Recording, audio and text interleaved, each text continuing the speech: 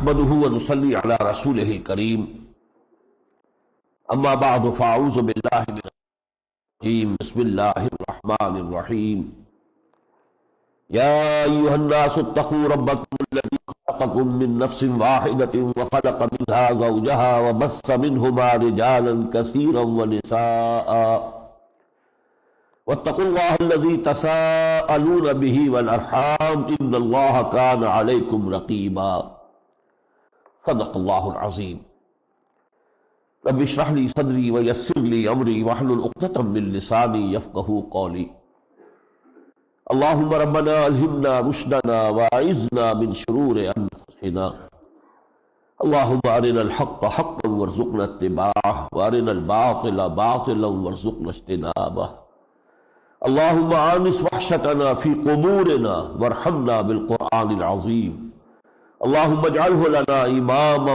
ونورا وهدى ورحمة اللهم ذكرنا منه ما نسينا وعلمنا منه ما جهلنا وارزقنا تلاوته آناء الليل وآناء النهار واجعله لنا حجة يا رب العالمين آمين۔ قرآن حکیم میں مکی اور مدنی صورتوں کے جو گروپ ہیں، یہ بات کئی مرتبہ میں عرض کر چکا ہوں کہ اس میں جو پہلا گروپ ہے اس کی مکی صورت تو ایک ہی ہے، سورہ فاتحہ، جو بقامت کہتر ہے بقیمت بہتر ہے۔ حجم میں بہت کم ہے، بہت چھوٹی سی صورت ہے، 7 آیتیں ہیں، لیکن اس کی عظمت بہت ہے، فضیلت بہت ہے۔ پھر 4 صورتیں ہیں یہ طویل مدنیات، لیکن یہ دو کے جوڑوں کی شکل میں ہے۔ سورہ بقرہ، سورہ آل عمران جوڑا ہے، ایک ہی نام اللہ کے رسول نے ان کو دیا الزہراوین۔ مشابہتیں ہمارے سامنے آ چکی ہیں، دونوں کا آغاز الف لام میم سے ہوا، دونوں کے اختتام پر عظیم دعائیں آئی ہیں۔ سورہ بقرہ کی آخری آیت طویل آیت ہے، عظیم دعا پر مشتمل ہے۔ سورہ آل عمران کے بھی آخری رکوع میں بڑی عظیم دعا آئی ہے، وہ 3-4 آیات پر مشتمل ہے۔ پھر دونوں کو نصفین میں تقسیم کیا جا سکتا ہے۔ دونوں کے مضامین میں اس اعتبار سے ترتیب ہے کہ امت مسلمہ سے بھی خطاب ہے اور سابقہ امت مسلمہ سے بھی خطاب ہے۔ البتہ یہ فرق ہے کہ سورہ بقرہ میں صرف یہود سے خطاب ہے، نصارہ کا صرف ریفرنس ہے کہیں بہت ہی ضمنی انداز میں، لیکن یہ کہ سورہ آل عمران میں براہ راست نصارہ سے گفتگو ہوئی اور اس کے بعد پھر دونوں سے مشترک خطاب کیا گیا۔ سورہ بقرہ میں یا بنی اسرائیل سے خطاب ہوا تھا، لیکن سورہ آل عمران میں ہم دیکھ چکے ہیں یا اہل الکتاب، تو گویا کہ اس میں دونوں کو جمع کر لیا گیا۔ اور بھی بہت سے امور ہیں کہ جو نسبت زوجیت ہے اس کی وضاحت کرتے ہیں۔ ایک بات رہ گئی بتانے میں، اور وہ چونکہ میں نے جو پہلے دن تقریر کی تھی تعارف قرآن، اس میں بھی وہ بات رہ گئی تھی۔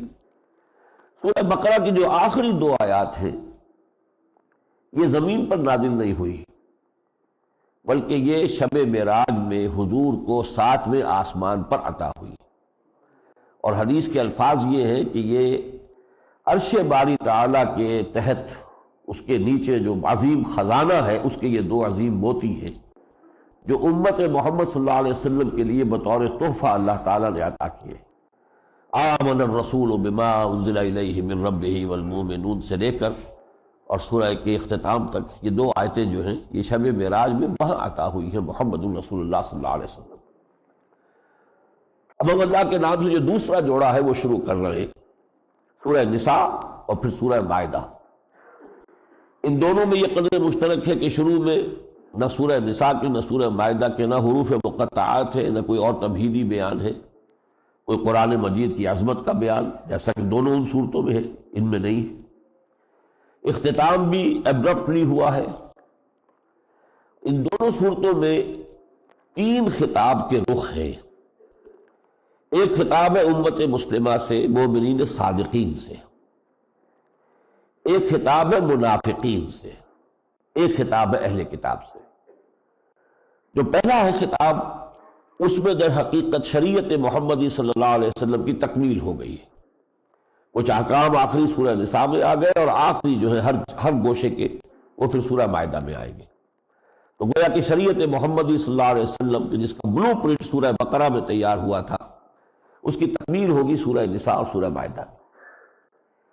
اہل کتاب سے جو گفتگو ہوئی ہے اس میں ملامت کا انداز بھی تھا، دعوت کا انداز بھی تھا سورہ بقرہ اور سورہ آل عمران میں۔ ان دونوں صورتوں میں اب آخری درجے میں اتمام حجت ہے، خاص طور پر سورہ مائدہ میں آپ دیکھیں گے کہ اتمام حجت ان پر کر دی گئی۔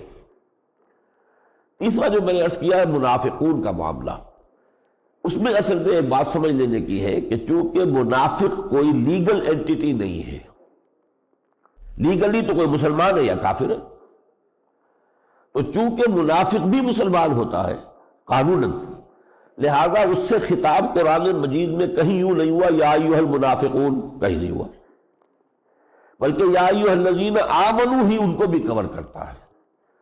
یہ اصل میں دیکھنے کی بات ہے قرآن پر غور کرنے والے کے لیے کہ یہ جو یا ایھا الذین آمنوا سے خطاب ہو رہا ہے، اس میں خطاب مومنین صادقین سے ہے یا منافقین سے، کیونکہ لفظ مشترک رہے گا دونوں کے لیے۔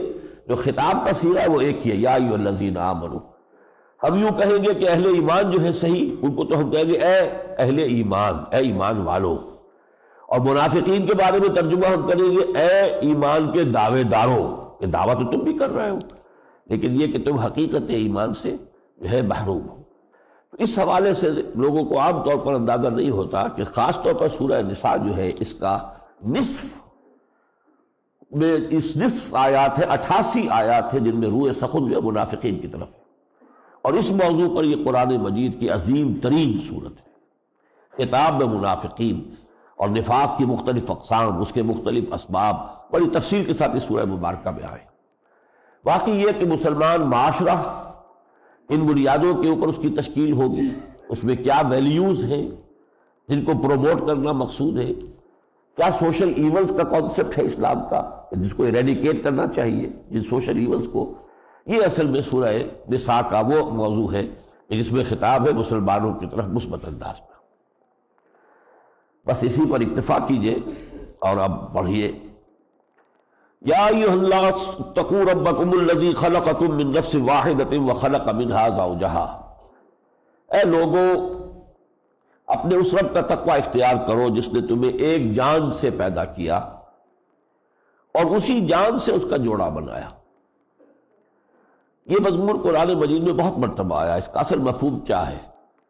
اس کے ضمن میں ڈاکٹر رفیع الدین مرحوم کی جو رائے ہے اس سے مجھے اتفاق ہے، اور وہ یہ ہے کہ ہمیں معلوم ہے کہ اس پلینٹ پر، اس زمین پر جب حیات کا ظہور ہوا ہے، لائف ایک یونی سیلولر آرگنزم تھا، اسے امیبا کہے کچھ اور کہے، ایک سیل، اور اس کی ریپروڈکشن یہ ہوتی تھی کہ وہ سیل دو حصوں میں تقسیم ہو گیا تو گویا کہ ایک کے دو ہو گئے، اب وہ پیرنٹ سیل موجود نہیں رہا، ان کے تقسیم ہونے ہی سے دو بیٹے وجود میں آ گئے، دو کے وہ 4 ہو جائیں گے، 4 کے وہ 8 ہوں گے، 8 کے 16 ہوں گے۔ ریپروڈکشن جو ہے وہ اس انداز میں تھی۔ پھر تھوڑا سا آگے چل کر سیکس کا ظہور ہوا کہ اب یہ ایک میل ہے اور ایک فیمیل ہے، اور پھر ان دونوں کے امتزاج سے آگے نسل چلے گی، تو گویا کہ ابتداءً جان ایک ہی تھی اور اسی جان میں سے پھر اس کے جوڑے کا وجود ہوا ہے تدریجاً۔ میرے نزدیک جو بھی سائنسی اعتبارات سے ہمارے علم میں اضافہ ہوا ہے ماضی قریب میں، اس کی روح سے اس آیت مبارکہ کی یہ توجیہ اور یہ اس کا مدلول جو ہے بہت مناسب ہے۔ یا ایھا الناس اتقوا ربکم الذی خلقکم من نفس واحدۃ وخلق منھا زوجھا وبث منھما رجالا کثیرا ونساء۔ اب وہاں سے بات چلی ہے تو اب انسانی جوڑا جو ہے حضرت آدم حضرت حوا، ان کا تذکرہ ہو رہا ہے، ان سے پھر کثیر تعداد میں عورتوں اور مردوں کو دنیا میں پھیلا دیا۔ واتقوا اللہ الذی تساءلون بہ، اللہ کا تقوی اختیار کرو جس کا ایک دوسرے کو واسطہ دیتے ہو۔ کوئی فقیر بھی مانگتا ہے تو اللہ کے نام پہ مانگتا ہے، اور کہیں اگر خاندان میں کوئی جھگڑا ہو جائے، چپرش ہو جائے، تو بڑے بوڑھے جو ہے پھر اللہ کا واسطہ دیا کرتے خدا کے لیے، اس معاملے کو رفع کرو۔ شوہر اور بیوی کا جھگڑا چل رہا ہے تو خدا کے لیے معاملے کو درست کرو، بچے برباد ہو جائیں گے اگر تمہارا گھر بگڑ جاتا ہے۔ تو جس کا واسطہ دینا ہے بعد میں، پہلے سے اس کا تقوی اختیار کرو گے تو جھگڑے ہو گئے نہیں۔ اس نے ہر ایک کے لیے فرائض معین کر دیے، حقوق طے کر دیے، جو بھی اس نے معاہدات طے کر دیے ہیں ان کو پہلے سے تقوی اگر کرو تو بعد میں اس کا واسطہ دینے کی نوبت نہیں آئے گی۔ الذی تساءلون بہ والارحام، اور رحمی رشتوں کا لحاظ رکھو۔ اب یہ انسانی معاشرت جو ہے اس کے دیکھیے اس کا آغاز کہاں سے ہوتا ہے؟ بہن بھائی، ایک خاندان وجود میں آیا، ایک مرد اور ایک عورت کی شادی سے، اب ان کو اولاد اللہ نے، وہ بہن بھائیوں کا رشتہ جو ہے ان کا تعلق ایک رحم سے ہے، والدہ کے رحم سے ان کا تعلق ہے، یہ رحمی رشتہ ہے ان کا جو ان کو بھائی اخوت کے اندر جوڑے ہوئے ہیں۔ اس سے اوپر چلیں گے دادا دادی پر جا کر وہ ایک وسیع تفرقہ ہو جائے گا، اور دادا پر دادی پر جا کر وہ اور وسیع تفرقہ ہو، یہاں تک کہ آدم اور حوا پر آ کر پوری نوع انسانی اس رحمی رشتے میں منسلک ہو گئی۔ لہذا اگر رحمی رشتے کا کسی جگہ لحاظ جو ہے پیدا ہو جائے کچھ لوگوں کے دلوں میں، تو اس سے یہ ہے کہ پوری انسانی معاشرت جو ہے اس کی ساری چیزیں درست ہوتی چلی جائیں گی اور ان کے آپس کے تعلقات جو ہے سٹریم لائن ہو جائیں گے۔ ان اللہ کان علیکم رقیبا، یقیناً اللہ تعالیٰ تم پر نگران ہے، دیکھ رہا ہے تم کیا کر رہے ہو۔ وہ دیکھ رہا ہے، وہ تماش بین نہیں ہے، معاذ اللہ، وہ دیکھ رہا ہے اس لیے کہ اس نے تمہیں بدلہ دینا ہے، جزا و سزا کا معاملہ ہے، اس لیے دیکھ رہا ہے۔ یہ جو پہلا رکوع ہے سورہ مبارکہ کا، اس میں آپ دیکھیں گے کہ جو معاشرے میں کمزور طبقات ہیں ان کے حقوق کی خاص طور پر توجہ دلائی۔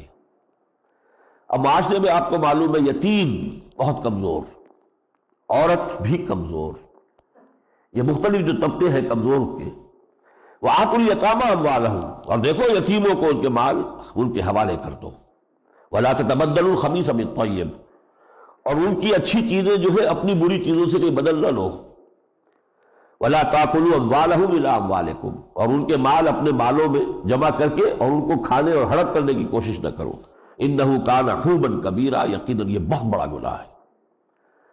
وَإِنْ خِفْتُمْ أَلَّا تُقْسِطُوا فِي الْيَتَامَىٰ، اور اگر تمہیں اندیشہ ہو کہ یتیم لڑکیوں کے تم حقوق ادا نہیں کر سکو گے، ظاہر بات ہے کہ معاشرہ جو تھا اس کا خیال کیجئے، خاندانی نظام میں جب کہیں شادی ہوتی تھی تو لڑکی کی حمایتی ہوتے تھے اس کے خاندان والے، اگر اس پر کوئی زیادتی ہو رہی ہے تو یہاں بھی معلوم ہے کہ اس کے بھائی بند ہیں، اس کے والدین ہیں، یتیم بچی اگر ہے تو اس کو گویا کہ وہ سہارا حاصل نہیں۔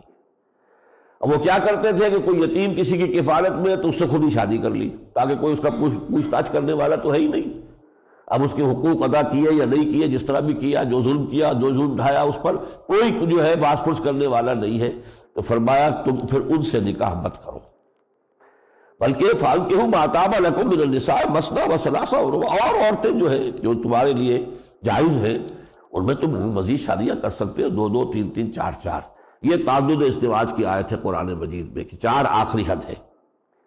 فَإِنْ خِفْتُمْ أَلَّا تَعْدِلُوا فَوَاحِدَةً، اور اگر تمہیں اندیشہ ہو کہ تم ایک سے زائد بیویوں میں عدل نہ کر سکو گے پھر ایک پر اکتفا کرو، اس لیے کہ ایک سے زائد شادی جو ہے وہ مشروط ہے عدل کے ساتھ۔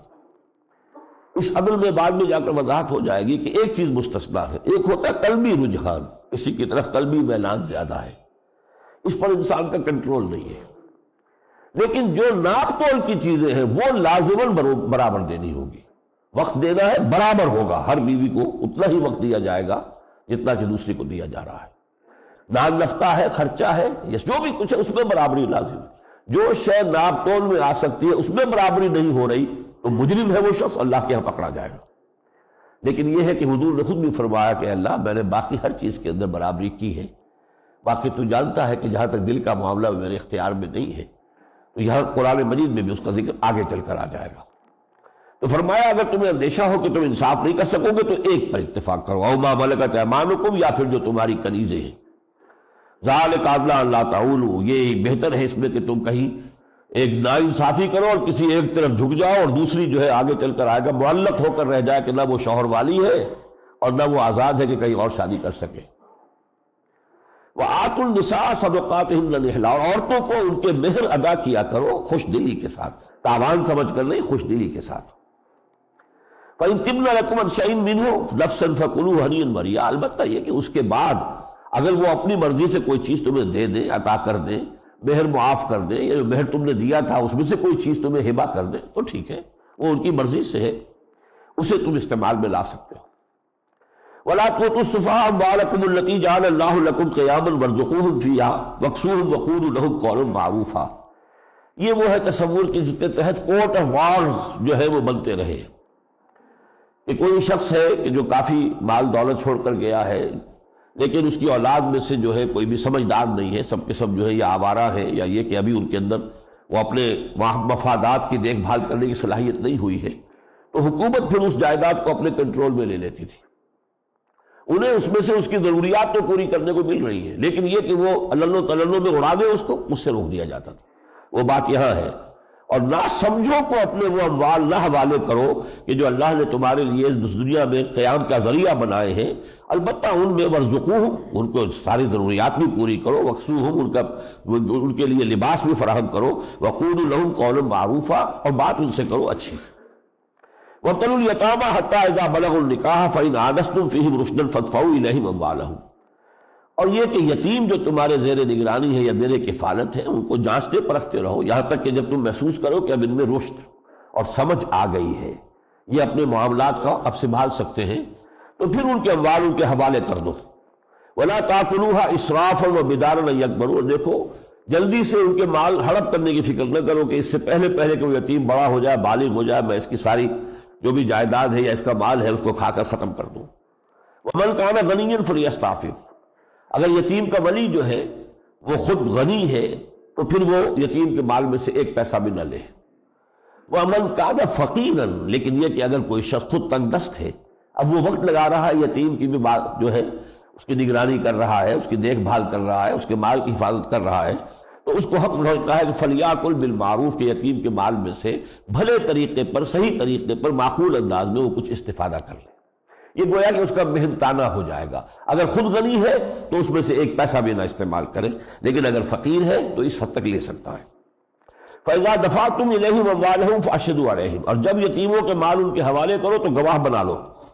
وَكَفَىٰ بِاللَّهِ حَسِيبًا، اور یقیناً اللہ تعالیٰ کافی ہے حساب لینے کے لیے۔ لِلرِّجَالِ نَصِيبٌ مِّمَّا تَرَكَ الْوَالِدَانِ وَالْأَقْرَبُونَ، مردوں کے لیے بھی حصہ ہے اس میں سے کہ جو چھوڑا ہو مال والدین نے یا اور قرابت داروں نے۔ یہ وصیت کا جو وراثت کا قانون ہے وہ آ رہا ہے، اس کی یہ تمہید ہے۔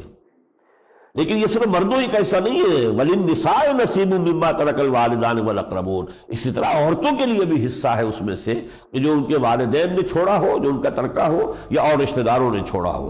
مِمَّا قَلَّ مِنْهُ أَوْ كَثُرَ، چاہے وہ مال یا جو چھوڑی گئی ہے وراثت وہ تھوڑی ہو یا زیادہ ہو۔ نصیبا مفروضا، یہ اللہ تعالیٰ کی طرف سے جو حصے ہیں وہ معین کر دیے گئے، فرض کر دیے گئے۔ اگلا رکوع جو ہے، دوسرا رکوع، یہ پورا کا پورا جو ہے قانون وراثت پر مشتمل ہے، اور یہ قرآن مجید کے اعجاز کا مقام ہے کہ 4 آیتوں میں اتنا مکمل قانون وراثت دیا ہے جس کی تشریح پہ بڑی بڑی والیومز لکھی گئی، بڑا اجمال ہے یہاں۔ میں اب اس وقت اس کی تفصیل میں نہیں جاؤں گا، لیکن صرف اس پوائنٹ کو میں چاہتا ہوں کہ میں ایمفیسائز کروں کہ اس پہ کس قدر زور اللہ نے دیا ہے کہ دیکھو اس معاملے میں کوئی سہل انگاری نہ ہو، کوئی سستی نہ ہو، تھوڑی ہو وراثت یا زیادہ ہو، تقسیم ہونی چاہیے بالکل اسی قانون کے مطابق، ضابطے کے مطابق جو ہم تمہیں دے رہے ہیں۔ مما قل منہ او کثر، چاہے وہ قلیل ہو چاہے بہت ہو، نصیبا مفروضا، یہ تو ہم نے ہماری طرف سے فرض کر دیے گئے یہ حصے جو ہے۔ آگے چل کر ایک جگہ کہا فریضۃ من اللہ، یہ اللہ تعالیٰ کی طرف سے فرض ہے، یہ نہ سمجھو کہ یہ صرف کوئی سفارش کی جا رہی، فرض ہے۔ ایک جگہ آگے فرمایا وصیۃ من اللہ، یہ اللہ کی طرف سے نہایت تاکید ہے۔ پھر آگے فرمایا تلک حدود اللہ، یہ اللہ کے حدود ہیں، ان کی پوری پابندی کرو۔ تو یہ ہے دوسرا رکوع اس کا۔ تو یہ جیسا کہ میں نے عرض کیا ہے 4 آیتوں میں پورا قانون وراثت ہے جو بہت ہی جامعیت کے ساتھ آ گیا ہے۔ اس کا یہ نقطہ ضرور سمجھ لیجئے کہ وراثت میں عورت کا بھی حصہ ہے، بیٹی کا بھی حصہ ہے، شوہر کی وراثت میں بیوی کا حصہ ہے، بیوی کی وراثت میں شوہر کا حصہ ہے، پھر والدین کے حصے ہیں، یہ سارے حصے ہیں، لیکن ایک اصول رکھا گیا ہے کہ عام طور پر عورت کا حصہ مرد کے مقابلے میں نصف ہے۔ اس کی وجہ صاف ہے، اسلامی معاشرے میں معاش کی پوری ذمہ داری مرد پر ڈالی گئی ہے۔ آپ کی بیٹی کسی کے گھر میں جائے گی، اس کی کفالت اس کا شوہر کرے گا، لیکن آپ کا بیٹا کسی کو بیاہ کر لائے گا، اس کی کفالت اس کے ذمہ ہوگی۔ لہذا جہاں تک وراثت کا معاملہ ہے، اگر عورت کا کوئی بھی حصہ نہ ہوتا تب بھی وہ بات معقول ہوتی اس نظام کے اعتبار سے کہ جب اس کے اوپر کوئی ذمہ داری ہے ہی نہیں، ذمہ داری تو ساری شوہر کے اوپر آنی ہے، اس پر تو کوئی ذمہ داری نہیں ہے، تو وراثت کاہے کے لیے؟ لیکن نہیں، یہ معاملہ جو ہے قرآن نے کیا ہے کہ عورت کو بھی وارث بنایا، البتہ یہ کہ اس کے اندر یہ فرق رکھا ہے کہ ان کا حصہ وراثت میں بالعموم نصف مرد کے مقابلے میں۔ تیسرے رکوع میں پھر اولاً تو جو معاشرے کے اندر جنسی بہرا-روی شروع ہو جاتی ہے، زنا ہے، لواطت ہے، سوڈمی یا زنا، اس کے بارے میں ابتدائی احکام آئے ہیں۔ میں اس وقت انہیں چھوڑ رہا ہوں اس لیے کہ تکمیلی احکام سورہ نور میں آئیں گے، تب ہم پڑھیں گے انشاءاللہ۔ اس کے بعد ایک عظیم آیت آئی ہے کہ جو توبہ کی حقیقت اور توبہ کی دو اقسام کا جو ہے بیان کر رہی ہے۔ انما التوبۃ علی اللہ للذین یعملون السوء بجہالۃ ثم یتوبون من قریب فاولئک یتوب اللہ علیہم وکان اللہ علیما حکیما۔ ایسے لوگوں کی توبہ قبول کرنا اللہ نے اپنے اوپر واجب کر لیا ہے۔ یہ بہت حوصلہ افزا بات ہے کہ جن سے خطا یا کوئی گناہ ہو جاتا ہے جہالت میں، نادانی میں، ناسمجھی میں، جذبات کے جو ابال کی کیفیت ہوئی اس میں ہو گیا، ثم یتوبون من قریب، لیکن فوراً ہوش میں آتے ہیں اور فوراً توبہ کرتے ہیں۔ اس قسم کا جو بھی معاملہ ہے اس میں اللہ نے فرمایا کہ ایسے لوگوں کی توبہ کا قبول کرنا ہم نے اپنے اوپر واجب کر لیا۔ انما التوبۃ علی اللہ، اللہ کے ذمے ہے۔ میں نے آپ کو بتایا اعلیٰ کا اور لام کا جو فرق ہوتا ہے، اپنے اوپر ذمہ داری لی ہے۔ انما التوبۃ علی اللہ للذین یعملون السوء بجہالۃ ثم یتوبون من قریب فاولئک یتوب اللہ علیہم وکان اللہ علیما حکیما۔ اللہ ان کی توبہ کو قبول فرمائے گا اور اپنی عنایت اور شفقت کے ساتھ ان کی طرف متوجہ ہو جائے گا، اور یقیناً اللہ تعالیٰ سب کچھ جاننے والا اور کمال حکمت والا ہے۔ وَلَيْسَتِ التَّوْبَةُ لِلَّذِينَ يَعْمَلُونَ السَّيِّئَاتِ، ان کے لیے کوئی توبہ نہیں ہے کہ جو برائیاں کرتے ہی رہے حتیٰ اذا حضر احدہم الموت، یہاں تک کہ جب موت سر پر آن کھڑی ہو، قال انی تبت الآن، تب کہے کہ میں اب توبہ کرتا ہوں، وہ توبہ کا دروازہ بند ہو چکا۔ وَلِلَّذِينَ يَمُوتُونَ وَهُمْ كُفَّارٌ، اسی طریقے سے جو مرے حالت کفر میں ان کی کوئی توبہ نہیں۔ اولئک اعتدنا لهم عذابا الیما، ایسے لوگوں کے لیے تو ہم نے دردناک عذاب فراہم کیا ہے۔ اس کے بعد اس تیسرے رکوع میں خواتین کے ضمن میں چار بہت اہم باتیں آئی ہیں۔ نمبر ایک، وہ مال وراثت نہیں ہے۔ عرب میں یہ ہوتا تھا کیونکہ کئی بیویاں ہوتی تھی، اسلام نے تو 4 کی حد مقرر کر دی ہے، زیادہ بھی ہوتی تھی بڑے لوگوں کی، اور وراثت کا نظام یہ تھا کہ بڑا بیٹا جو ہے وہی سب کچھ مال ہڑپ کر لیتا تھا، کسی اور کو کچھ دیتا ہی نہیں تھا۔ وہ اپنی سوتیلی ماؤں کو بھی سمجھتا تھا یہ بھی وراثت کا مال ہے، وہ وارث بن جاتا تھا ان کا، اور ان میں سے کسی کے ساتھ نکاح بھی کر لیتا تھا۔ اس کا تصور ختم کیا گیا کہ عورت کی وراثت کا مال نہیں ہے، اس کی اپنی ایک انڈیپینڈنٹ شخصیت ہے، اور وہ اس طریقے سے وراثت میں تمہیں اس کے اوپر کوئی اختیار حاصل نہیں ہوتے۔ دوسری بات یہ کہ اگر کہیں کوئی معاملہ جو ہے طلاق کی نوعیت کا ہو جائے تو جو بھی مہر دیا گیا ہو اس میں سے دھیلا بھی واپس لینا جو ہے اس کی اجازت نہیں ہے، وہ تو پورا کا پورا مہر ان کا ہو چکا ہے۔ اس کے ضمن میں تو یہاں تک فرمایا ہے کہ چاہے کسی نے قنطارن عطا کیا ہو، یعنی ڈھیروں سونا دیا ہو مہر کے اندر، اس میں سے واپس نہیں لے سکتا۔ اور اس آیت کے بارے میں یہ واقعہ آتا ہے کہ حضرت عمر رضی اللہ تعالیٰ عنہ نے ایک موقع پر مہر پر سیلنگ لگا دی تھی کہ اس سے زیادہ مہر نہیں مقرر کیا جائے گا۔ تو ایک خاتون نے حضرت عمر کو راہ چلتے ہوئے روک لیا، اے عمر تمہیں کیا حق پہنچتا ہے کہ ہمارے ایک حق کے اوپر پابندی لگاؤ، سیلنگ لگاؤ، جبکہ نہ اللہ نے لگائی نہ اس کے رسول نے لگائی۔ اور یہ آیت پڑھی اس نے، وَآتَيْتُمْ إِحْدَاهُنَّ قِنطَارًا، اگر تم نے ان میں سے کسی ایک کو ڈھیروں سونا دیا تب بھی کوئی شے واپس نہیں لے سکتے، تو قرآن تو ڈھیروں سونے کی بات بھی کر رہا ہے مہر کے طور پر، تو اے عمر تمہیں کیا حق پہنچتا ہے کہ تم یہ کہہ دو کہ اس سے زیادہ مہر نہیں ہوگا۔ حضرت عمر رضی اللہ تعالیٰ عنہ نے کہا کہ آج ایک عورت نے عمر کو دین سکھایا اور اپنا آرڈیننس واپس لے لیا۔ اسی طریقے سے روکا گیا ہے، فرض کیجئے کسی بیوی سے ویسے دل جو ہے اب نہیں اس کی طرف مائل ہے، چاہتے ہیں اس کو گھر سے نکال دینا یا طلاق دینا، لیکن اسے طلاق بھی نہیں دے رہے، چاہتے ہیں کہ پہلے اس سے اپنا مہر جو ہے واپس لے لیں۔ یہ غلط حرکتیں سب وہاں ہوتی تھی اس معاشرے میں جس پر کہ شدید اب سرزنش ہو رہی ہے، یہ بہت غلط حرکتیں ہیں، ایسا مت کرو۔ اسی طریقے سے سوتیلی ماؤں کے ساتھ جو ہے وہ نکاح کر لینا، اسے نکاح مخت کہا گیا ہے۔ ولا تنکحوا ما نکح آباؤکم من النساء الا ما قد سلف، جن سے تمہارے باپوں نے نکاح کیا ہو اب ان سے تم نکاح نہیں کر سکتے، وہ مائیں ہیں، چاہے وہ تمہاری سوتیلی مائیں ہیں، وہ ماں کی حقی میں ہے، وہ مستقل طور پر وہ حرام ہے تم پر، تم ان سے شادی نہیں کر سکتے۔ عرب میں یہ ہو جاتا تھا، اگرچہ وہ بھی اسے نکاح مقت کہتے تھے، مقت کہتے ہیں بڑی بری شے کو، یہ برا نکاح ہے، یہ کوئی اچھا نکاح نہیں ہے، لیکن قرآن نے آ کر اس کو مستقل بند کر دیا۔ چوتھے رکوع میں پھر آیا ہے محرمات ابدیہ، وہ رشتے کہ جہاں نکاح کا کوئی امکان ہی نہیں۔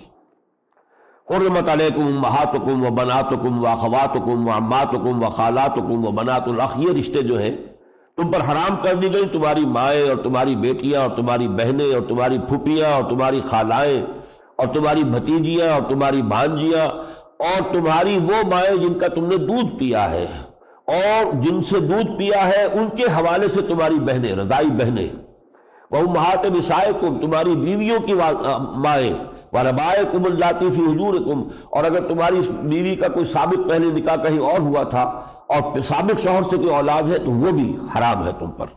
من نسائکم اللاتی دخلتم بہن فإن لم تکونوا دخلتم بہن فلا جناح علیکم وحلائل ابنائکم، اسی طریقے سے اپنے بیٹوں کی بیویاں یعنی بہویں، یہ بھی مستقل حرام ہے، ان کے ساتھ کبھی بھی نکاح نہیں ہو سکتا۔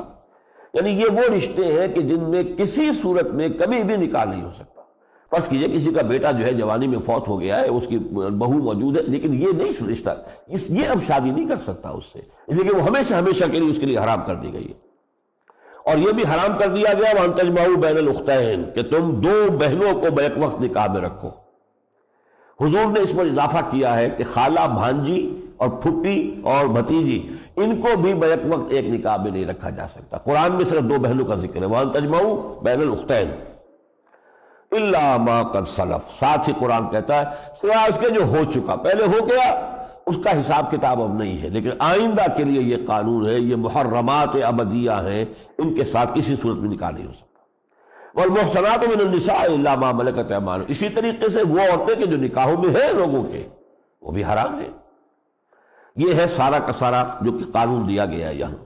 اس کے علاوہ اس رکوع میں جو شادی بیاہ کا جو اصل ہے فلسفہ بیان کیا گیا، محسنین غیر مسافحین، اصل میں نکاح ہونا چاہیے کسی عورت کو ایک قلعے میں لانے کے لیے۔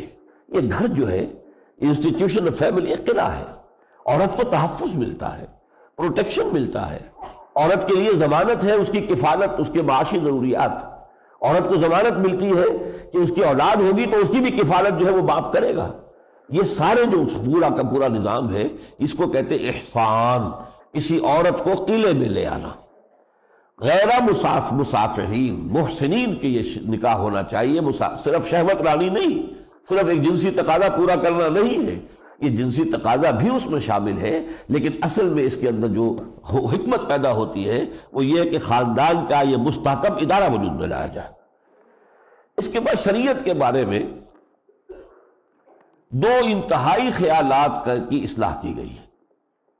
شریعت کے بارے میں ایک خیال یہ ہے کہ یہ خامخواہ کی پابندیاں، یہ حلال یہ حرام، چنانچہ آپ کے شاید علم میں نہ ہو یہ بات اور آپ حیران ہو کہ عیسائیت میں باقاعدہ فلسفہ ہے، وہ کہتے ہیں شریعت لعنت ہے۔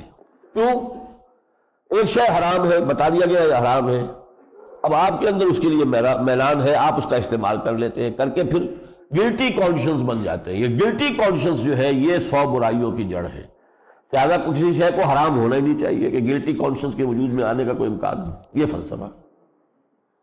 پھر یہ کہ باش طبائع پر ویسے بھی شاخ گزرتی، یہ پابندی یہ پابندی یہ پابندی یہ پابندی۔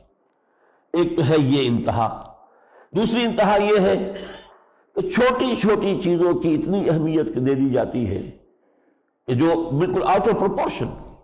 شریعت میں بھی بہرحال کچھ چیزیں ہیں جو بڑی ہیں، گناہ ہے، کچھ کبائر ہیں، بڑے گناہ ہیں، کچھ چھوٹی چھوٹی چیزیں ہیں، لیکن چھوٹی چیزوں کو اپنی جگہ پر رکھنا چاہیے، ان کے بارے میں اتنا حساس نہیں ہو جانا چاہیے جتنا کہ کبائر کے بارے میں حساس ہونے کی ضرورت ہے۔ یہ ہمارے یہاں جن لوگوں کو ایک صاحب کا کیونکہ یہ انداز تھا، وہ تعبیر کیا کرتے تھے جنہیں تقویٰ کا ہیضہ ہو جاتا ہے، اب وہ چھوٹی سی چھوٹی چیز جو ہے اس کے اوپر بھی وہ لڑنے مرنے کو تیار ہو رہے ہیں۔ بھائی جو چیزیں چھوٹی ہیں انہیں رہنے دو، اس کے لیے اللہ تعالیٰ نے بھی یہ کہا ہے کہ ان چیزوں کے بارے میں اللہ جو ہے وہ گرفت نہیں کرے گا۔ یہ دونوں چیزیں آئی ہیں اس 5ویں رکوع میں۔ یرید اللہ لیبین لکم، دیکھو اللہ تعالیٰ چاہتا ہے کہ تمہارے لیے ہر چیز کو واضح کر دے، حلال حرام واجب فرض یہ ساری چیزیں واضح کر دے۔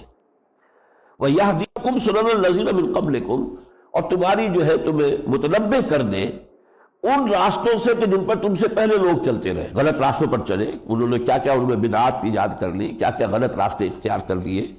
وَيَتُوبَ عَلَيْكُمْ، اور اللہ تعالیٰ چاہتا ہے تم پر عنایت فرمائے۔ واللہ علیم الحکیم، اور اللہ تعالیٰ علیم اور حکیم ہے، اس نے شریعت اس لیے تمہیں دی ہے۔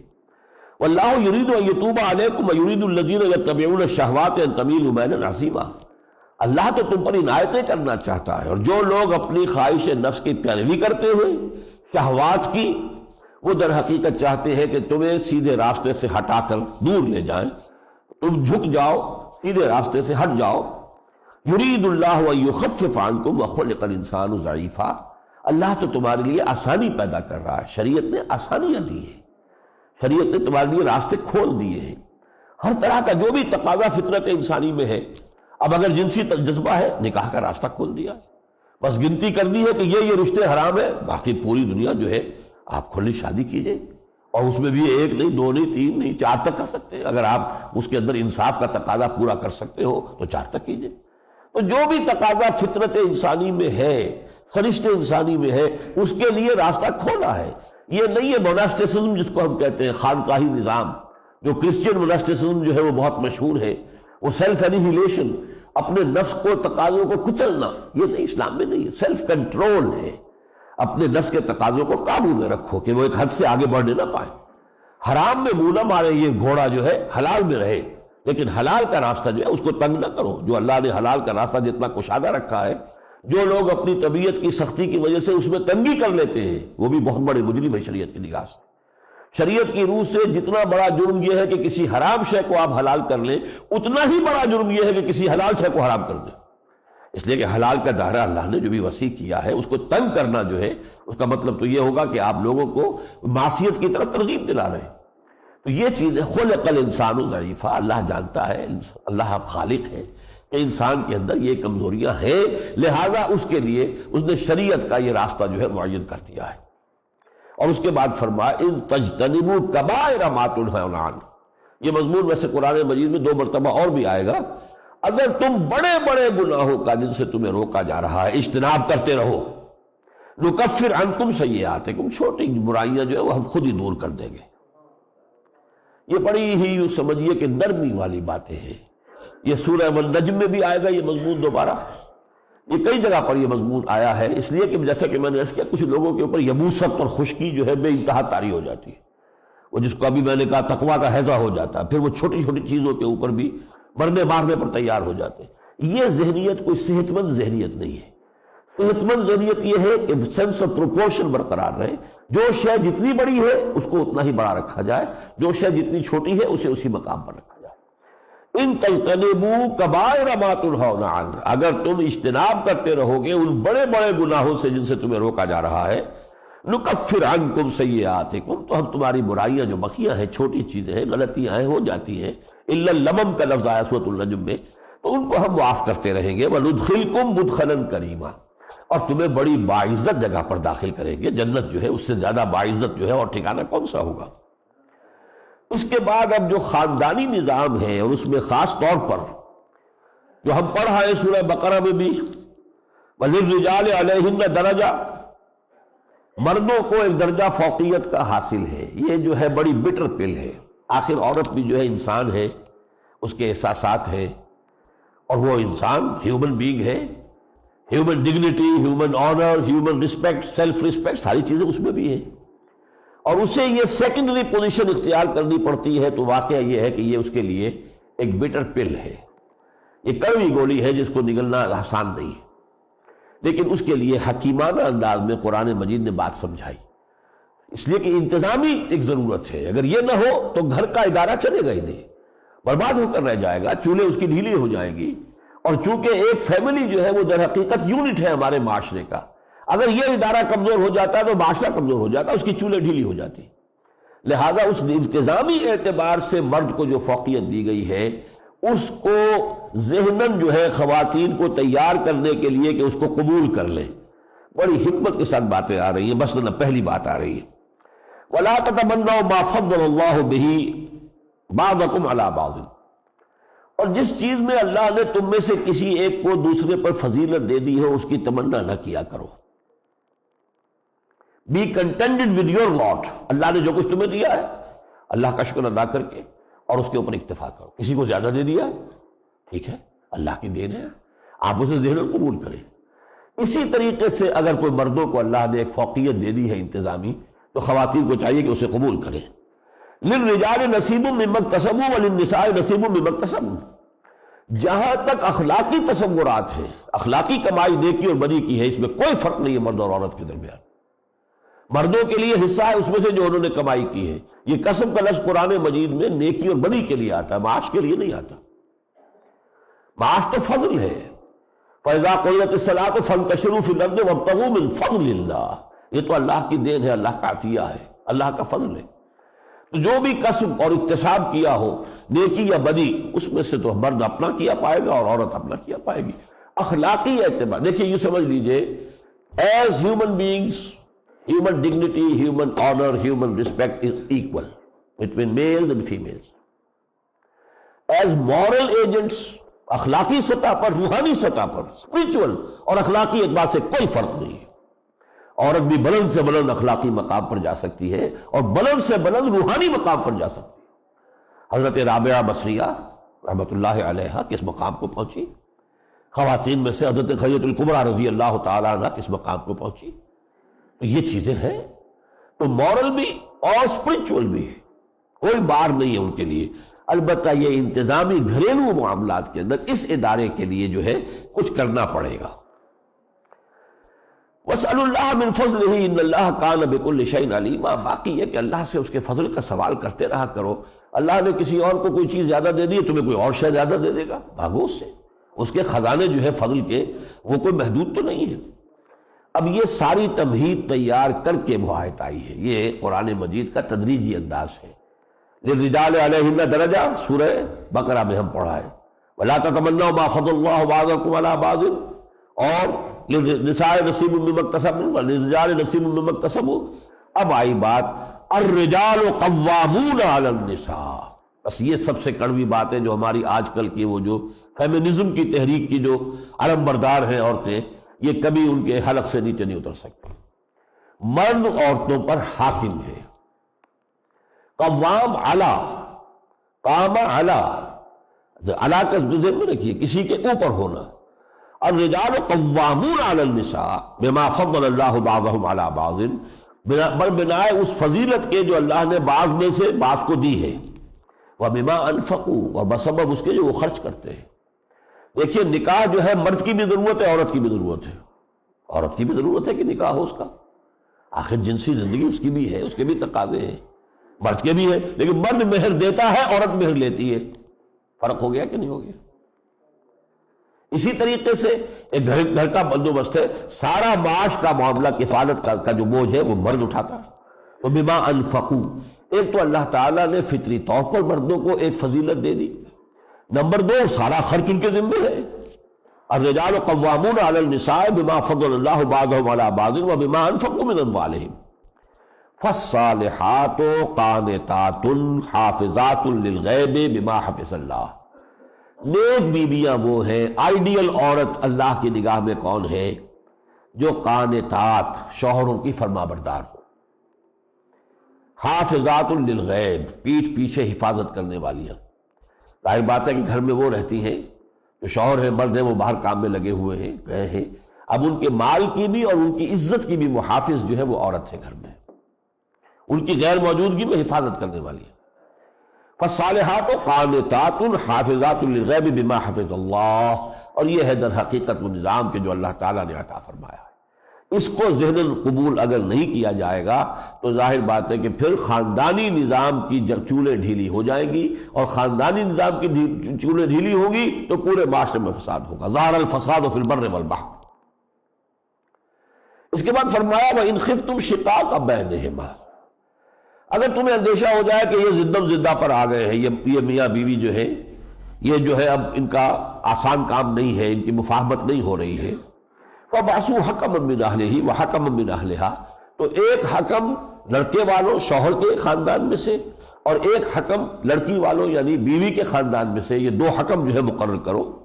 ان یریدا اصلاحا، اگر وہ دونوں چاہتے ہوں گے کہ اصلاح ہو جائے تو یوفق اللہ بینہما، اللہ تعالیٰ ان دونوں کے مابین موافقت پیدا کر دے گا۔ ان اللہ کان علیما خبیرا، یقیناً اللہ تعالیٰ سب کچھ جاننے والا اور باخبر ہے۔ اب اس میں یہ بھی ہوتا ہے بسا اوقات جو ہے زدم زدہ جو ہو جاتی ہے میاں بیوی میں، دل سے دونوں چاہتے ہیں کہ ٹھیک ہو جائے معاملہ، لیکن وہ ایک حجاب سا ہوتا ہے کہ میں کیوں نیچے ہوں، اسے چاہیے وہ جو ہے وہ اپنی غلطی کو تسلیم کرے، اور دوسرا یہ کہہ رہا کہ میں کیوں نیچے پڑوں، وہ اس کو چاہیے کہ وہ معافی مانگے۔ اس میں وہ کھینچتان کے اندر کبھی جو ہے وہ پورا کا پورا رشتہ ٹوٹ جاتا ہے۔ تو اگر حکمین آ جائیں گے تو ان میں اگر ذرا سی بھی آمادگی ہے میاں اور بیوی کے اندر کہ وہ آپس میں مصالحت کریں تو مصالحت آسان ہو جائے گی، اور یہ معنی بھی ہو سکتے ہیں کہ اگر وہ حکمین یہ چاہیں گے کہ مصالحت ہو جائے اور وہ پوری خلوص کے ساتھ کوشش کریں گے تو انشاءاللہ اس میں مصالحت ہو جائے۔ اس کی ایک آیت بڑی عظیم ہے اور یہ ہے وہ شہادت علی الناس کا جو فلسفہ سورہ بقرہ میں ہم نے پڑھا تھا۔ دنیا میں شہادت ہے دعوت کے ذریعے سے، دعوت، تبلیغ، انفرادی اجتماعی سطح پر حجت قائم کر دینا، یہ انبیاء اور رسول کے ذریعے سے ہوتی تھی اور اب امت مسلمہ کے حوالے ہے یہ کام۔ آخرت میں اس کا ظہور کیسے ہوگا؟ ہر قوم کی طرف جو رسول بھیجا گیا اس قوم کا محاسبہ شروع ہوگا تو پہلے رسول کھڑے ہو کر ٹیسٹیفائی کرے گا، اے اللہ تیرا پیغام جو مجھ تک آیا تھا میں نے پہنچا دیا تھا، اب یہ ذمہ دار ہے، now they are responsible, they are accountable. اس پر یہ واقعہ آتا ہے کہ حضور ایک مرتبہ آپ دیدہ ہو گئے تھے، رو پڑے تھے۔ حضرت عبداللہ ابن مسعود رضی اللہ تعالیٰ عنہ سے آپ نے فرمائش کی مجھے قرآن سناؤ، انہوں نے کہا آپ کو سنا وہ آپ پر تو نازل ہوا ہے، فرمایا ہاں لیکن دوسروں سے سن کر مجھے کچھ اور کیف حاصل ہوتا ہے۔ سورہ نساء انہوں نے شروع کی، جب اس آیت پر آئے فَكَيْفَ إِذَا جِئْنَا مِن كُلِّ أُمَّةٍ بِشَهِيدٍ، تو کیا ہوگا اس دن جب کہ ہم ہر گروہ میں ہر امت میں ایک گواہ کھڑا کریں گے، وَجِئْنَا بِكَ عَلَىٰ هَٰؤُلَاءِ شَهِيدًا، اور اے محمد صلی اللہ علیہ وسلم آپ کو لائیں گے ان کے خلاف گواہی دینے کے لیے۔ جب یہ آیت پڑھی ہے تو حضور نے کہا حسبک حسبک، بس کرو بس کرو، اور اب حضرت ابن مسعود نے نگاہ اٹھا کر دیکھا تو حضور کی آنکھوں سے آنسو جاری تھے۔ یومئذ یود الذین کفروا وعصوا الرسول، اس دن وہ لوگ چاہیں گے کہ جنہوں نے کفر کیا تھا اور رسول کی نافرمانی کی تھی، لو تسویٰ بہم الارض، کہ کسی طرح زمین پھٹ جائے وہ اس میں سما جائے اور پھر اوپر برابر کر دی جائے، ولا یکتمون اللہ حدیثا، اور اس دن وہ کوئی شے اللہ سے چھپا نہیں سکیں گے۔ ساتھ میں رکوع کے آخر کی آیت نوٹ کیجئے، ان اللہ لا یغفر ان یشرک بہ ویغفر ما دون ذلک لمن یشاء، جان لو اللہ اسے ہرگز معاف نہیں کرے گا کہ اس کے ساتھ شرک کیا جائے، ہاں شرک سے کم تر گناہ جس کو چاہے گا بخش دے گا۔ یہ بھی کھلا لائسنس نہیں ہے کہ اس سے کم تر جو گناہ چاہو تم کرتے رہو، اگر اللہ چاہے گا تو بخش دے گا، اس کی امید ہے، لیکن شرک کی نہیں ہے۔ البتہ اس میں پھر بہت ضرورت ہے کہ شرک کی اصل حقیقت، اس کی وسعت، کن کن چیزوں میں شرک ہے، اس موضوع پر میرے ایک گھنٹے کے 6 لیکچرز کے کیسٹس ہیں، حقیقت و اقسام شرک، میں صرف ان کا تذکرہ کر رہا ہوں، اللہ تعالیٰ آپ کو اگر اس کا ارادہ عطا کر دے تو پھر ان کو سنیے۔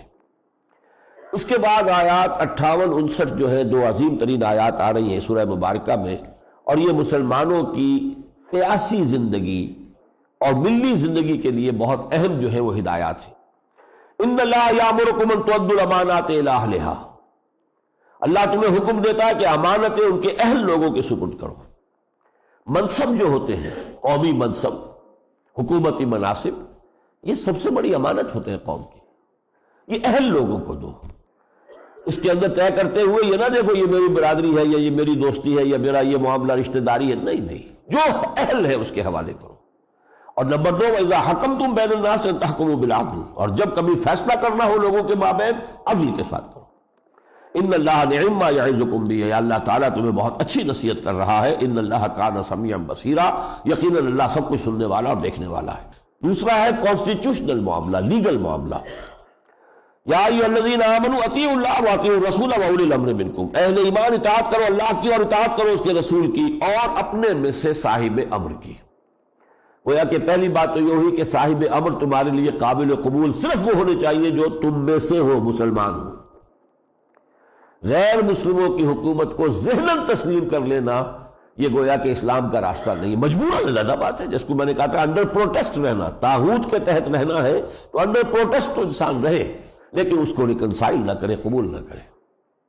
البتہ فرما دیا گیا کہ یہ اللہ کی اطاعت، اس کے رسول کی اطاعت، یہ تو ہے مستقل دائم۔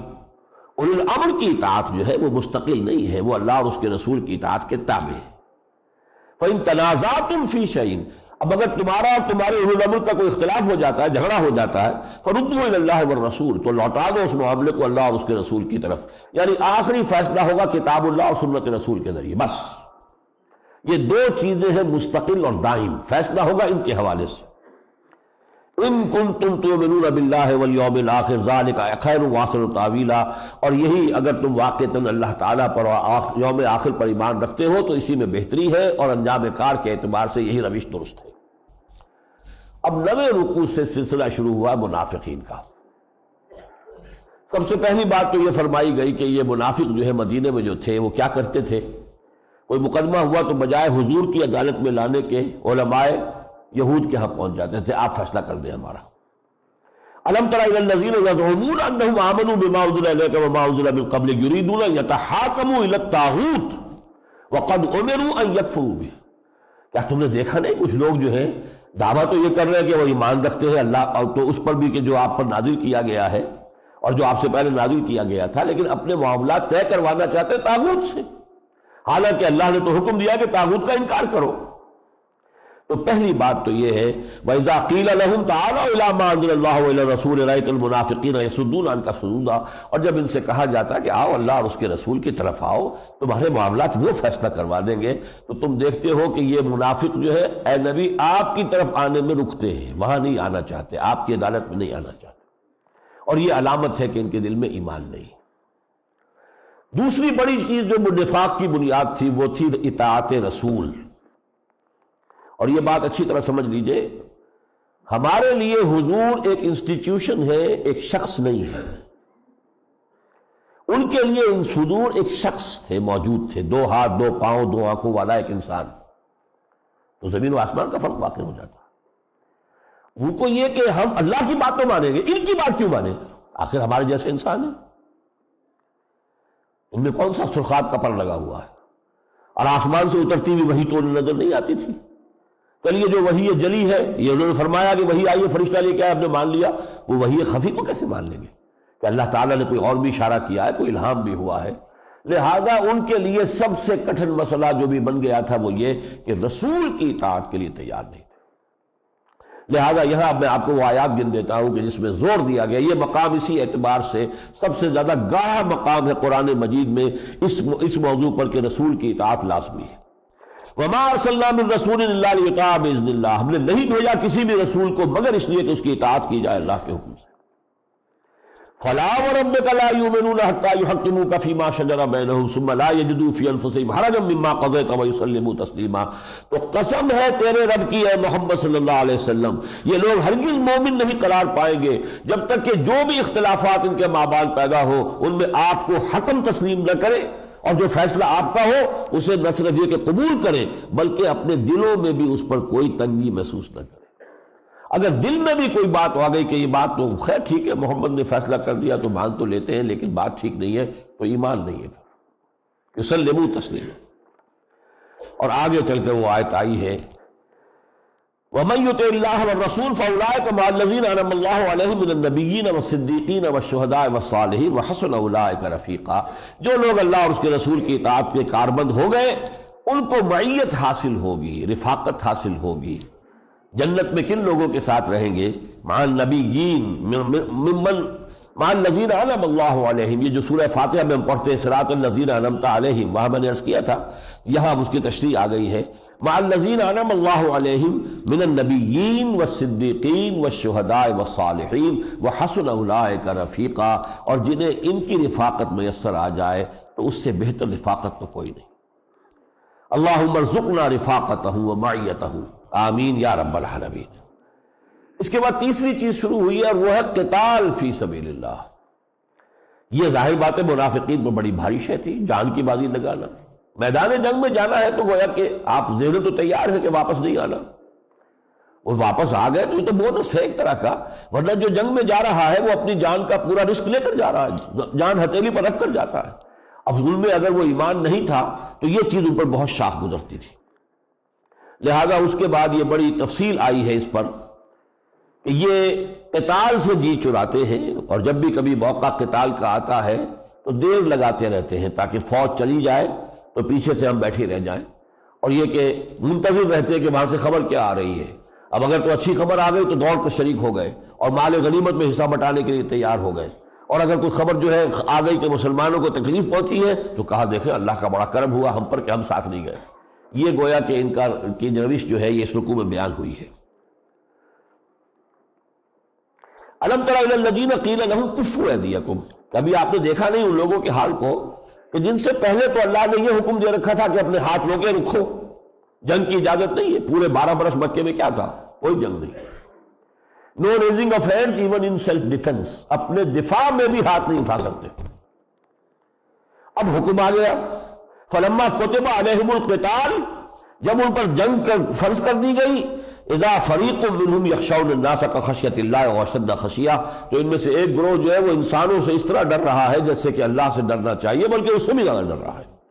وقالوا ربنا لما كتبت علينا القتال، اور وہ کہتے ہیں پروردگار یہ ہم پر قتال کیوں فرض کر دیا گیا؟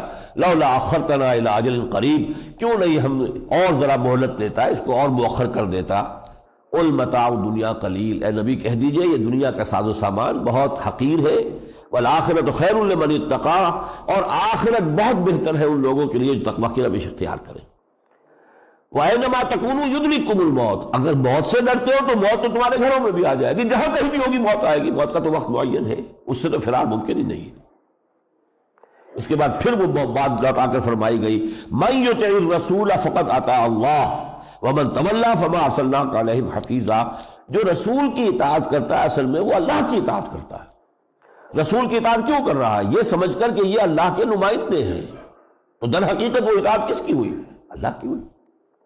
چنانچہ ایک حدیث بھی ہے من اطاعنی فقد اطاع اللہ ومن عصانی فقد عصى اللہ، جس نے میری اطاعت کی اس نے اللہ کی اطاعت کی، جس نے میری نافرمانی کی اس نے اللہ کی نافرمانی کی۔ اور من اطاع امیری فقد اطاعنی ومن عصى امیری فقد عصانی، جس نے میرے معین کردہ امیر کی اطاعت کی اس نے میری اطاعت کی، اور جس نے میرے معین کردہ امیر کی معصیت کی نافرمانی کی اس نے میری نافرمانی کی۔ اور اس موضوع پر جو سب سے زیادہ لرزہ طاری کرنے والی آیت ہے فقاتل فی سبیل اللہ، تو اے نبی آپ تو قتال کیجئے اللہ کی راہ میں، یہ واحد کا صیغہ ہے۔ لا تکلف الا نفسک، آپ پر ذمہ داری ہے صرف آپ کی اپنی۔ ظاہر بات ہے کہ آپ کو اختیار کسی اور پر حاصل نہیں۔ وہ تصور میں لائیے وہ وقت تو ہم سورہ مائدہ میں انشاءاللہ کل پڑھیں گے کہ جب وہ وقت آیا کہ حضرت موسیٰ سے کہا گیا، حضرت موسیٰ نے کہا اپنی قوم سے کہ اللہ کی راہ میں جنگ کرو، انہوں نے کوڑا جواب دے دیا فَظَبَنْتَ وَرَبُّكَ فَقَاتِلَا إِنَّا هَٰؤُلَاءِ قَاعِدُونَ، تو کس قدر بیزاری ان پر طاری ہوئی تھی۔ اس وقت انہوں نے کہا تھا رب انی لا املک الا نفسی واخی، پروردگار مجھے تو اپنی جان کا اختیار ہے یا اپنے بھائی ہارون کی جان کا اختیار ہے، باقی پوری قوم کوڑا جواب دے رہی ہے۔ یہاں وہی بات اللہ تعالیٰ حضور سے خطاب کر کے فرما رہے ہیں تاکہ مسلمانوں کی غیرت کو جوش آئے۔ حالانکہ مسلمان تو ثابت کر چکے تھے، غزوہ بدر میں جو جانفشانی کر چکے ہیں، جس طریقے سے انہوں نے حضور کے چشم و ابرو کے اشارے کے اوپر اپنی گردنیں کٹوا دی ہیں، جو آیا ہے حضور کا حکم جو ہے، اور غزوہ بدر سے پہلے جو مشاورت ہوئی تھی اس میں ایسی ایسی عمدہ تقریریں ہوئی ہیں۔ حضرت مقداد بن الاسود نے یہی کھڑے ہو کر کہا تھا اس مشاورت میں غزوہ بدر سے پہلے جو ہوئی کہ حضور ہمیں موسیٰ کے ساتھیوں پر قیاس نہ کیجئے، ہم موسیٰ کے ساتھی نہیں محمد کے صحابی ہیں صلی اللہ علیہ وسلم، خدا کی قسم جو آپ کا منشا وہ پورا کیجئے اور آپ انشاءاللہ ہم سے اللہ تعالیٰ آپ کو آنکھوں کی ٹھنڈک عطا فرمائے گا۔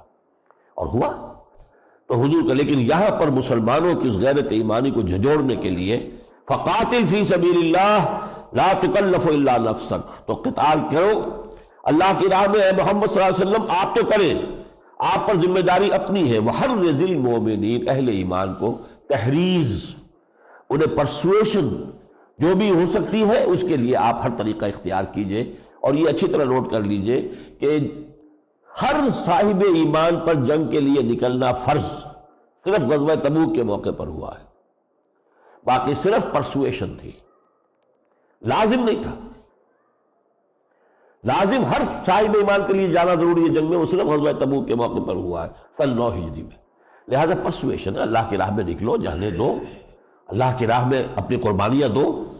اس کے بعد اس رکوع میں دو چیزیں آ رہی ہیں کہ جو تمدنی اعتبار سے، معاشرتی اعتبار سے یوں سمجھیے کہ آداب میں سے ہے۔ من یشفع شفاعۃ حسنۃ یکن لہ نصیب منہا، جو کوئی بھی کہیں اچھی سفارش کرتا ہے، کسی شخص کا کوئی کام ہے اور اس کے لیے آپ کسی کے پاس جا کر سفارش کرتے ہیں، کام جائز ہو، صحیح ہو، اور اس کے مطابق تھوڑی سی اس کے ساتھ جو ہے آپ اپنی تائید شامل کرتے ہیں تو اس کا وہ مسئلہ حل ہو جاتا ہے، یہ شفاعت حسنہ ہے۔ من یشفع شفاعۃ حسنۃ یکن لہ نصیب منہا، جو کوئی بھی ایسی سفارش، اچھی سفارش دنیا میں کرتا ہے، اس کو اس میں سے ثواب ملے گا، اجر ملے گا۔ ومن یشفع شفاعۃ سیئۃ، اور جس شخص نے بھی سفارش کی، بری سفارش، کسی غلط کام کے لیے، کسی کی حق تلفی اس میں ہو رہی ہے اور جا رہے ہیں اور جا کر اپنی سفارش سے جو دباؤ ڈال رہے ہیں، تو فرمایا یکن لہ کفل منہا، تو اس گناہ میں وہ بھی شریک ہو جائے گا، اس کے عذاب کا حصہ ان کو بھی ملے گا۔ وَكَانَ اللَّهُ عَلَىٰ كُلِّ شَيْءٍ مُقِيتًا، اور اللہ تعالیٰ تو ہر چیز پر قدرت رکھتا ہے۔ دوسرا وَإِذَا حُيِّيتُم بِتَحِيَّةٍ فَحَيُّوا بِأَحْسَنَ مِنْهَا أَوْ رُدُّوهَا، جب تمہیں کوئی دعا دی جائے، اب یہ جو ہے اصل میں ہم کہتے ہیں السلام علیکم، یہ بھی ایک دعا ہے۔ عربوں میں پہلے رواج صرف ایک تھا، حیاک اللہ، اللہ تمہیں زندگی دے۔ یہاں پنجابی میں حیاتی ہوئے، یہ حیاتی ہوئے یہ بالکل وہ عربوں کا جو محاورہ تھا اس کے تحت ہے یہ، حیاک اللہ، اللہ تمہیں زندہ رکھے۔ تو تحیہ یہ دعا، یہ گریٹنگ کا ان کا اسلوب تھا، لہذا جو بھی ہے گریٹنگ اس کے لیے لفظ تحیت آیا ہے۔ وَإِذَا حُيِّيتُم بِتَحِيَّةٍ، جب تمہیں کوئی گریٹنگ کی جائے، تمہیں کوئی دعا دی جائے، کوئی اچھا کلمہ تمہیں کہا جائے، فَحَيُّوا بِأَحْسَنَ مِنْهَا أَوْ رُدُّوهَا، تو اب جواب میں اس سے بہتر کلمہ کہو یا کم سے کم اس کے برابر ہے۔ یعنی اگر کسی نے السلام علیکم کہا ہے اور آپ نے والسلام، وعلیکم السلام، نہیں، ٹھیک نہیں ہے۔ وعلیکم السلام ورحمۃ اللہ، ایک چیز کا اضافہ کیجیے، لوٹائیے۔ ہدیہ بھی اگر ہوتا ہے تو اگر ہدیہ کہیں لوٹاتے ہیں آپ تو اس میں کوئی چیز کا اضافہ کرتے ہیں، بِأَحْسَنَ مِنْهَا أَوْ رُدُّوهَا۔ باقی یہ کہ کچھ لوگ سلام، بس یہ سلام نہیں ہے، اسلامی سلام جو ہے السلام علیکم پورا جملہ، اور پھر یہ وعلیکم السلام ورحمۃ اللہ، آگے اللہ تعالیٰ اور توفیق دے وبرکاتہ۔ تو یہ ہے وَإِذَا حُيِّيتُم بِتَحِيَّةٍ فَحَيُّوا بِأَحْسَنَ مِنْهَا أَوْ رُدُّوهَا إِنَّ اللَّهَ كَانَ عَلَىٰ كُلِّ شَيْءٍ حَسِيبًا، یقیناً اللہ تعالیٰ ہر چیز کا حساب لے گا۔ یہ چیزیں بھی اللہ تعالیٰ کے ہاں حساب کتاب میں آتی ہیں، یہ بھی انسانی معاملات ہیں، دین ہے، اس کے اثرات پڑتے ہیں۔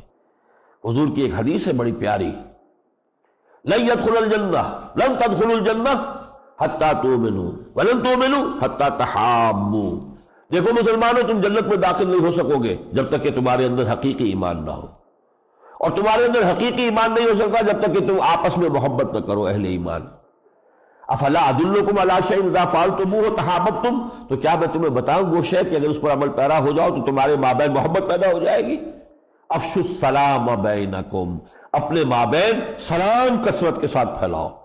قیلا سلاما سلاما، جیسے کہ جنت میں قیلا سلاما سلاما ہر طرف سے سلام ہی کی جو ہے صدائیں آ رہی ہوگی، ایسے ہی اسلامی معاشرے کے اندر یہ السلام علیکم کی دعا جو ہے یہ گونجتی رہنی چاہیے۔ اللہ لا الہ الا ہو، اللہ وہ ہستی ہے جس کے سوا کوئی معبود نہیں۔ لَيَجْمَعَنَّكُمْ إِلَىٰ يَوْمِ الْقِيَامَةِ لَا رَيْبَ فِيهِ، وہ یقیناً جمع کرے گا تمہیں قیامت کے دن جس میں کسی شک و شبے کی گنجائش نہیں۔ وَمَنْ أَصْدَقُ مِنَ اللَّهِ حَدِيثًا، اور اللہ سے بڑھ کر کون سچا ہو سکتا ہے اپنی بات میں، اللہ نے فرمایا ہوگا تو ہو کر رہے گا۔ بارک اللہ لی ولکم فی القرآن العظیم ونفعنی وإیاکم بالآیات والذکر الحکیم۔